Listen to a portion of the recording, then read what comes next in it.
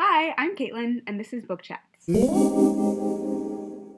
So, I mentioned in my first video that I'm doing a challenge this year called the PopSugar Challenge, or I'm calling it the PopSugar Reading Challenge.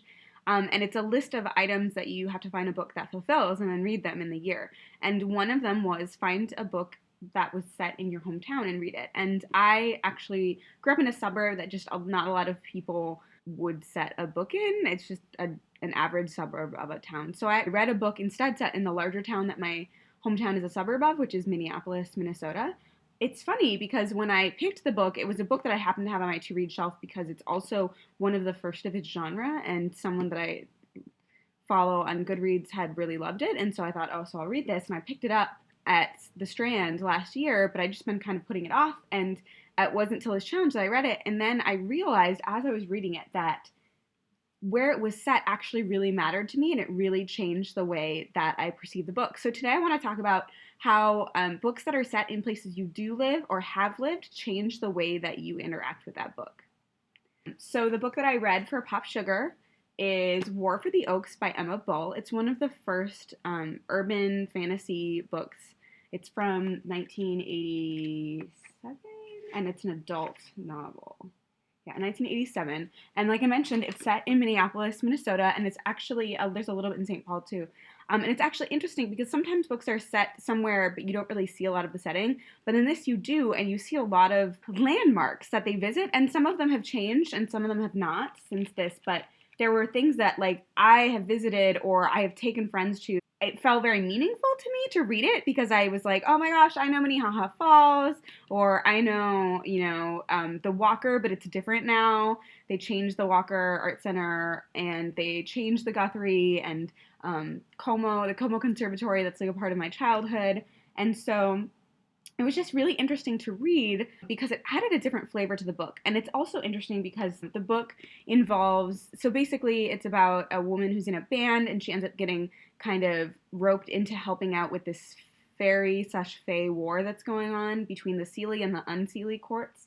And she is a musician, and her music is a big part of this book and like kind of a band culture. And it's something that is still true of the city that this is set in, that there's a really big music scene there, and it was just really interesting to read as an adult and have this connection to things that I know of as an adult, like the music scene and First Avenue, but also things that I know from my childhood, like Como Conservatory.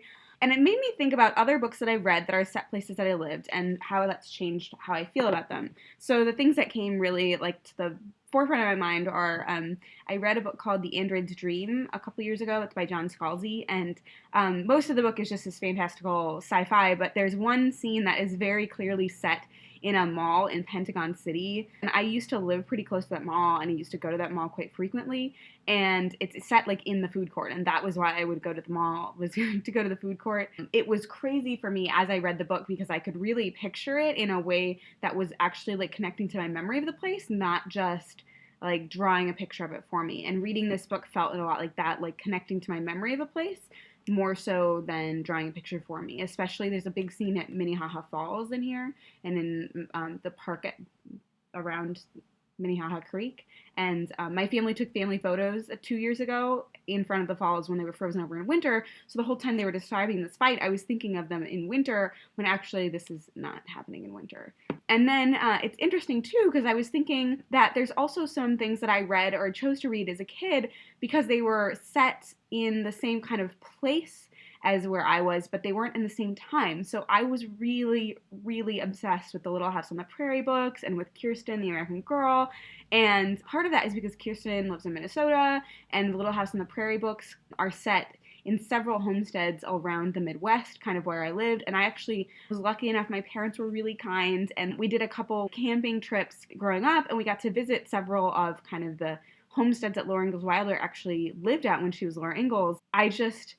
I felt connected to this person because I lived in a similar place, even though I lived, in a time where I had technology and I was not living in a dugout, and I only voluntarily wore prairie clothing. I didn't have to wear it. So I wanted to know how the place that a book is set in affects your view of it.